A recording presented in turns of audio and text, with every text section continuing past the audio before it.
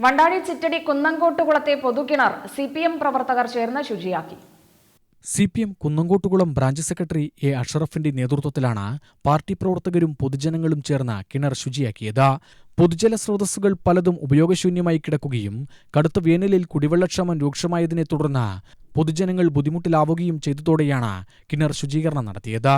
വണ്ടാഴി ഗ്രാമപഞ്ചായത്തിലെ 15-ാം വാർഡിലെ കുന്നങ്കോട്ടുകുളം എന്ന പ്രദേശത്തെ പഞ്ചായത്ത് പൊതുകിണറാണ്. ഇത് വർഷങ്ങളോളം വൃത്തിഹീനമായിട്ടാണ് കടന്നുകൊണ്ടിരുന്നത്.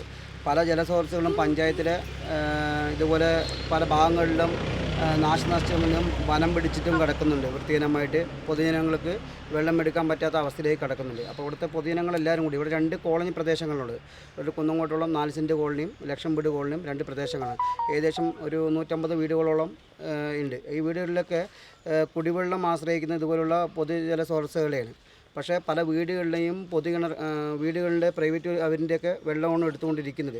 ഇതുപോലെയുള്ളത് കേടുപാടുകൾ വന്ന് സംഭവിച്ചുകൊണ്ട് അപ്പോൾ ഇവിടുത്തെ പൊതുജനങ്ങളെല്ലാവരും കൂടി ഇവിടുത്തെ പാർട്ടി പ്രവർത്തകരും എല്ലാവരും കൂടിയിട്ട് ഈ കുളത്തെ ഈ കിണറിനെ നന്നായിട്ടൊരു വൃത്തിയാക്കാമെന്നുള്ളൊരു തീരുമാനപ്രകാരം ഇവിടെ എല്ലാവരും കയ്യിൽ നിന്ന് കാശെടുത്തിട്ടും പിരിച്ചിട്ടും സംഭാവനയെല്ലാം ചെയ്തിട്ടാണ് ഈ കിണർ ഇപ്പോൾ വൃത്തിയാക്കി ഇങ്ങനെ ആയിരിക്കുന്നത്. ഇവിടെയുള്ളവർക്ക് ഈ നമ്മുടെ ഈ വേനൽക്കാലത്ത് കൂടുതലും രൂക്ഷമായി കണ്ടിരിക്കുന്ന ഈ ബുദ്ധിമുട്ടുകൾ എല്ലാവരും കൂടി പരിഹരിക്കാൻ വേണ്ടി തുനിഞ്ഞിറങ്ങിയാണ്. ഇതുപോലെ എല്ലാ പഞ്ചായത്തുകളിലുള്ള പൊതുജന സ്രോതസ്സുകൾ എല്ലാവരും പൊതുജനങ്ങൾ ഇറങ്ങി പ്രവർത്തിച്ചാൽ ഇതുപോലെയുള്ള ഗുണങ്ങൾ കിട്ടുമെന്നാണ് പറയാനുള്ളത്. വെള്ളം കിട്ടിയാൽ ഞങ്ങൾക്ക് എല്ലാവർക്കും നല്ല സന്തോഷമുണ്ട്. ഞങ്ങൾക്ക് ഇത്തിരി കുറച്ച് അങ്ങോട്ട് താഴേക്കൊക്കെ ഇറങ്ങി പോകണം. അപ്പോൾ ഇതെല്ലാവർക്കും ഇതായപ്പോൾ ഇതൊരു സൗകര്യമായി. ഓരോ വീടുകളിൽ പോയിട്ടാണ് വെള്ളം കൊടുക്കുന്നത്. അപ്പോൾ അവർക്കത് ഇഷ്ടപ്പെടില്ല.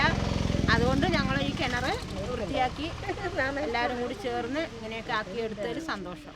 UTV news Palakkad.